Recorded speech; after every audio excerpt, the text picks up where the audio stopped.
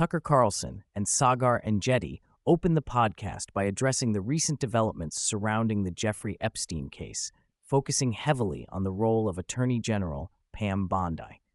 They expressed deep frustration and disbelief at the apparent cover-up orchestrated by the Department of Justice under Bondi's leadership. Despite earlier public statements by Bondi claiming possession of a client list and evidence of systematic blackmail, the DOJ's recent disclosures deny the existence of such a list or any blackmail operation.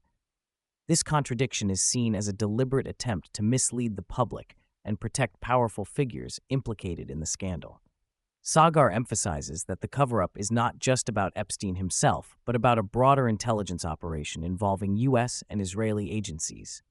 He highlights the absurdity of the official narrative that Epstein's death was a straightforward suicide, pointing to the suspicious circumstances of his death in a maximum security federal lockup.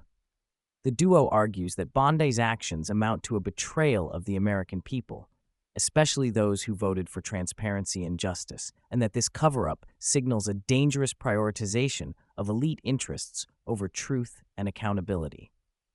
A significant portion of the conversation delves into Epstein's connections with intelligence agencies, particularly U.S. and Israeli intelligence. Saagar outlines Epstein's background as a high-finance money laundering expert who became deeply enmeshed with powerful figures like Leon Black and Les Wexner. These relationships, he explains, were not merely social, but part of a complex web involving covert financial operations, arms deals, and intelligence gathering. The discussion also touches on the Maxwell family's ties to intelligence, especially Robert Maxwell's role as a shadowy figure linked to Zionist interests and covert operations. Saagar suggests that Epstein's sex trafficking and blackmail activities were fused with these intelligence operations, serving as tools to ensnare influential individuals.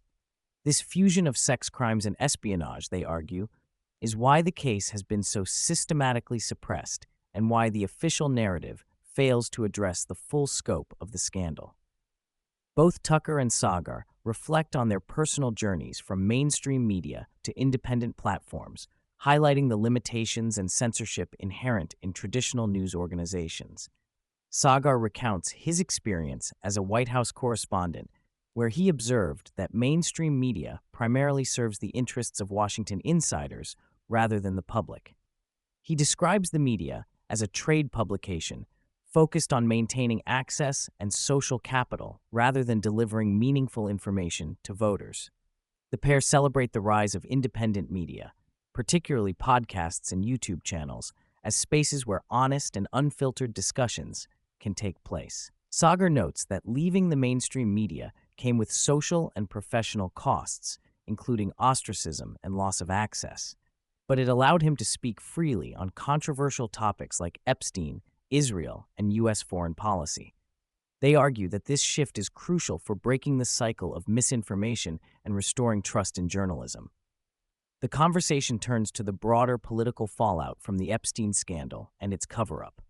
Saagar warns that the betrayal felt by voters, especially those who supported Donald Trump on promises of transparency and America First policies, could lead to radicalization and political instability. The failure to hold powerful figures accountable undermines faith in democratic institutions and fuels cynicism about the political system. Tucker and Saagar also discuss how the scandal exposes the deep entanglement of foreign interests, particularly Israeli influence, in American politics. They argue that this dynamic alienates many Americans, especially younger voters, who feel their concerns about economic precarity and national sovereignty are ignored in favor of defending foreign agendas. This disconnect threatens to fracture political coalitions and intensify social divisions. A critical aspect of the Epstein story, as discussed by Saagar, is the centrality of money laundering and financial manipulation. Epstein's rise to power is attributed largely to his expertise in high-stakes financial operations, which connected him to billionaires and political figures. Saagar highlights the suspicious financial transactions involving Leon Black and Les Wexner, including the transfer of vast sums through shell corporations and foundations. This financial network, they argue, was integral to the intelligence operations Epstein was involved in, facilitating covert funding for activities such as arms deals and political influence campaigns. The discussion underscores how the financial dimension of Epstein's activities has been largely overlooked in public discourse, despite being key to understanding the scope and purpose of his operations. Tucker and Saagar explore how the Epstein scandal and its mishandling have affected the MAGA movement and broader conservative politics. Saagar notes that many MAGA supporters feel betrayed by the administration's failure to deliver on promises of transparency and justice. This sense of betrayal is compounded by the perception that the establishment, including figures within the Trump administration, is complicit in protecting elites. They also discuss the tension within the conservative coalition, where issues like immigration, foreign policy, and economic justice intersect with the Epstein revelations. Saagar warns that ignoring these contradictions risks alienating core supporters and weakening the movement's political effectiveness. The conversation calls for a renewed focus on America First principles that prioritize the interests of ordinary citizens over entrenched elites. The podcast addresses the growing use of identity politics and censorship as tools to suppress dissent and control political narratives. Saagar criticizes the conflation of anti-Zionism with anti-Semitism and the use of civil rights laws to silence criticism of Israel. He points to recent legislative actions, such as laws targeting BDS supporters and restricting free speech on campuses, as examples of this trend. Tucker and Saagar argue that this weaponization of identity politics undermines genuine efforts to address discrimination and social justice. Instead, it serves to protect powerful interest groups and stifle legitimate debate. They express concern that these tactics contribute to social polarization and erode the foundational principles of free expression and democratic discourse. A surprising but important topic in the discussion is the rapid expansion of legalized sports gambling in the United States and its social consequences. Saagar details how, since the 2018 Supreme Court decision, sports betting has exploded, with billions wagered annually and revenues surpassing major entertainment industries. He highlights the predatory practices of companies like FanDuel and DraftKings, which target gambling addicts and exploit vulnerable populations. The conversation emphasizes the human toll of this industry, including increased bankruptcy rates, domestic violence, and addiction, particularly among young men. Saagar calls for regulatory reforms to introduce friction and limit the harms caused by easy access to online gambling. They frame this issue as emblematic of broader societal decay, where extractive industries profit at the expense of public well-being. Tucker and Saagar critique the current state of the U.S. military and its global engagements, describing widespread dysfunction and mismanagement. They point to the trillion-dollar defense budget as a symbol of misplaced priorities, noting shortages in basic ammunition and the absence of critical weapons like nuclear bunker busters.